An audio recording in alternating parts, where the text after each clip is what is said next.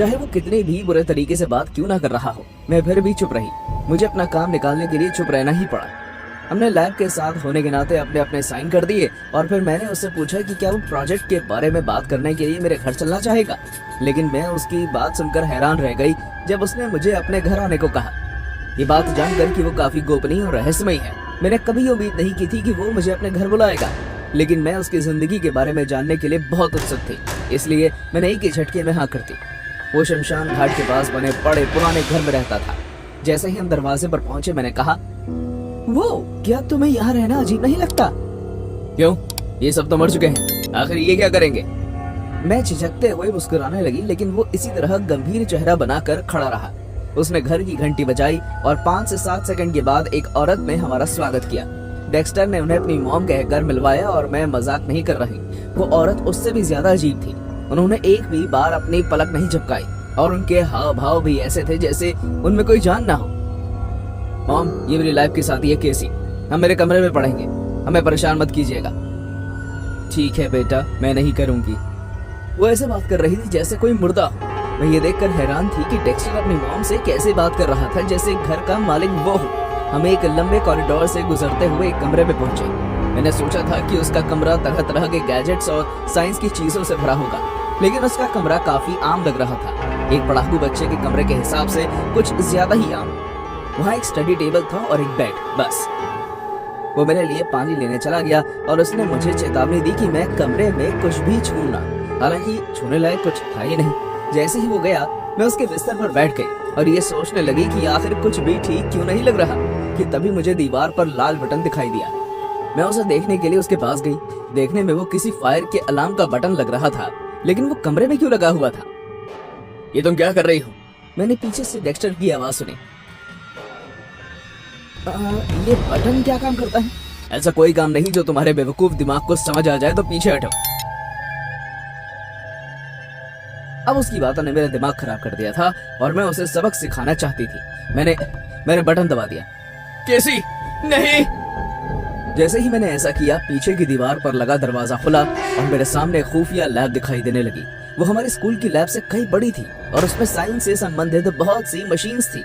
मैं ये पहली बार देख रही थी, लेकिन जिस चीज ने मुझे सबसे ज्यादा डराया वो था कि लैब में 3 इंक्यूबेटर के साथ लगे हुए थे और हर कोई 7 से 9 फीट ऊंचा था, जिसमें बहुत सारे हरे रंग का लिक्विड भरा हुआ था।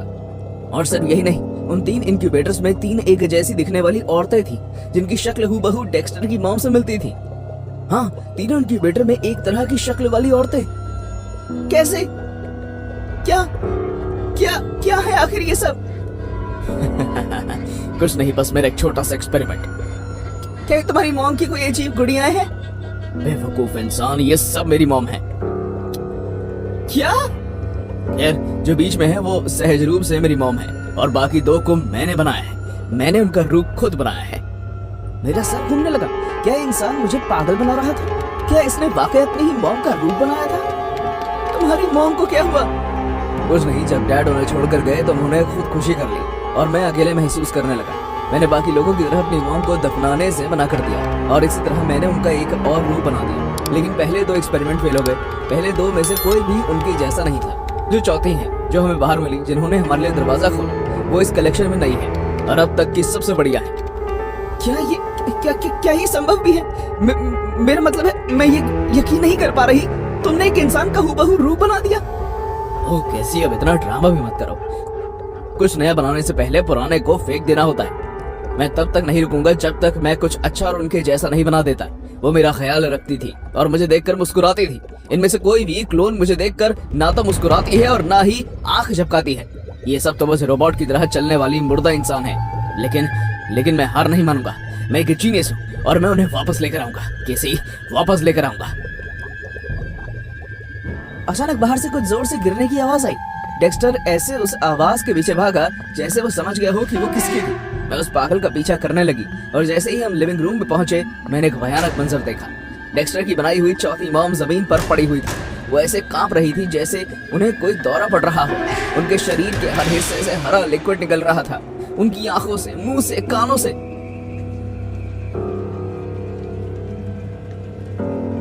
नहीं, ये नहीं होना चाहिए था। मॉम, डेक्स्टर उस क्लोन की तरफ भागा जो उसके मॉम के बनाए हुए बाकी क्लोन्स की तरह एक और असफलता का परिणाम बन चुका था। उसने अपने हाथों से उनका सर पकड़ा और किसी पागल की तरह उसे हिलाने लगा। वो चिल्लाया, रोया और अपनी पूरी कोशिश करने लगा कि वो उस क्लोन को मरने से बचा सके, लेकिन तब तक बहुत देर हो चुकी थी। मैं उसकी मदद करना चाहती थी।